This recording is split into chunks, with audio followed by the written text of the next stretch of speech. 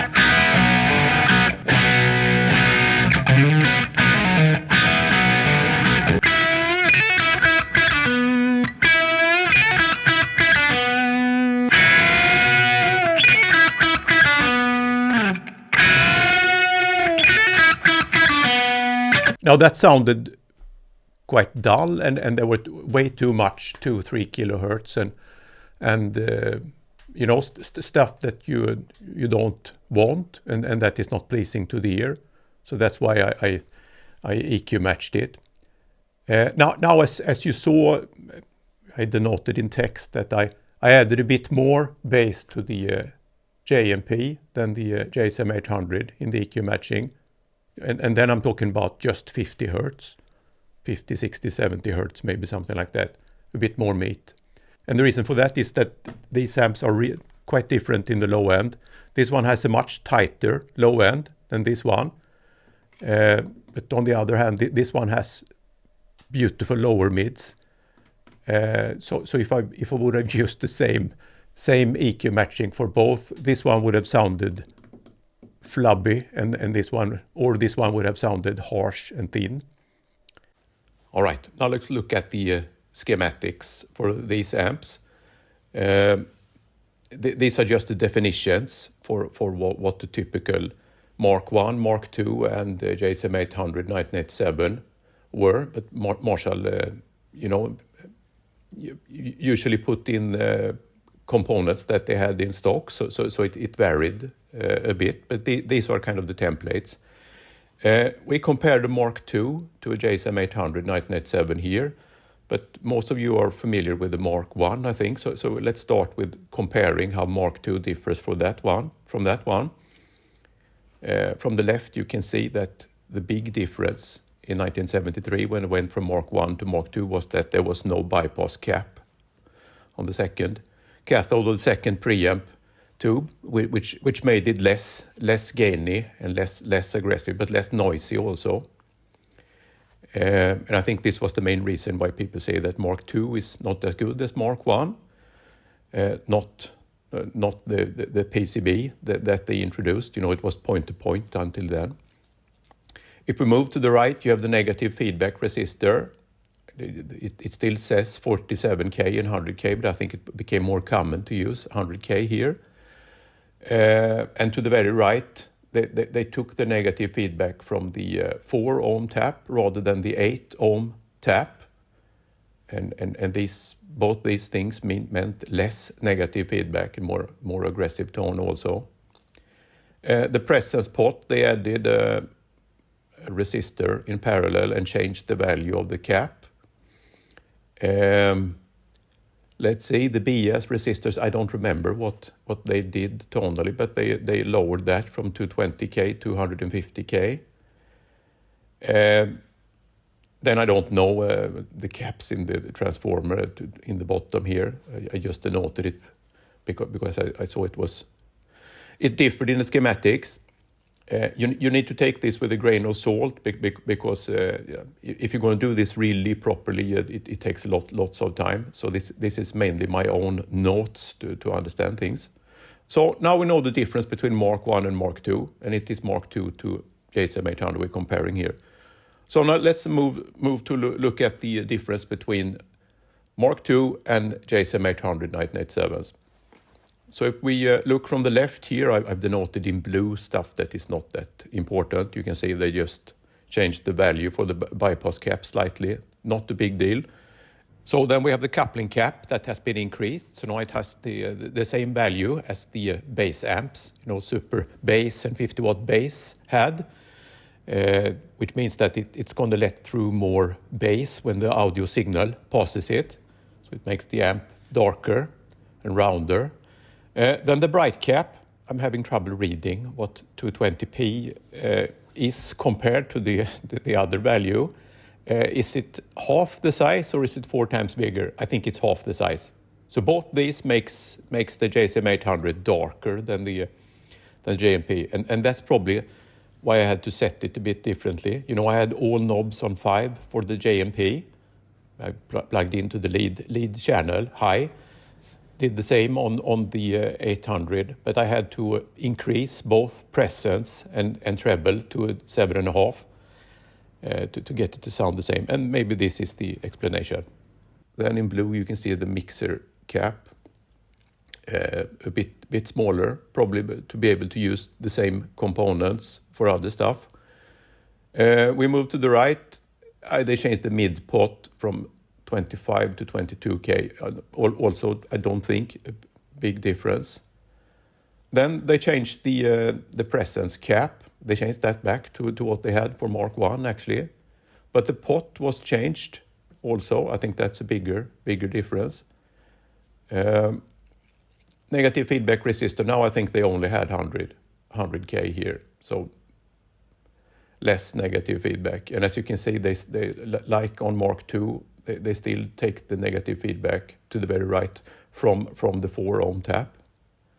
Then you can see the filtering here. I don't know. I don't think this is correct, but this is what I read from the schematic that I found online. You can find links to them in the video description also. It looks like they have more filtering on the JCM800, but I'm not sure about that one. Then BS resistors, they went back to the Mark I values there as well. When it comes to those, I think the values of those are connected to what kind of tubes you use. In the United States, I think it was common to use 6550 tubes for Mark II. But in Europe, EL34 tubes. And I think 220 is related to EL34 and the other value, 150, I think, is related to 6550. What do we have left? Then, according to the schematic, the rectifier was a bit different, but I didn't quite understand that. So those of you who know more about it can tell us what that may mean. All right, now let's look at the pictures I took of the inside of both amps, and we can discuss it in the comments. These two actual amps, how close are they to the actual schematics of these two? So here is the chassis of both amps. The small one is the JMP. They actually used to put those in smaller wooden boxes until 1970, and then they switched to the big Super Lee size box. So that's why it's smaller. You can also see that the power transformer to the very right is quite a lot bigger for and heavier for the JMP. Here's the guts of the 73. You can see the mustard colored caps here, mustard caps. I have those in my 1974X, and it makes quite a difference actually. Here the caps are Iskra instead, the red ones. I don't know how they compare to the mustards. You can also see the gray wires. That's to the PPI-MV and the circuit board for the tube-driven FX loop that I didn't use here. So here we have the output transformers. By far most important part of the amp. You can see the classic one on the JMP. This is the equivalent on the JCM800. I didn't find any info on that one, but it's by far the most important part of the amp. Then the power transformer, I didn't find any info on this one. This is the JCM800 one. This is the laid down transformer, 1202-118 with the plate voltage of, I think, 420 volts. And here you can see the chokes as well.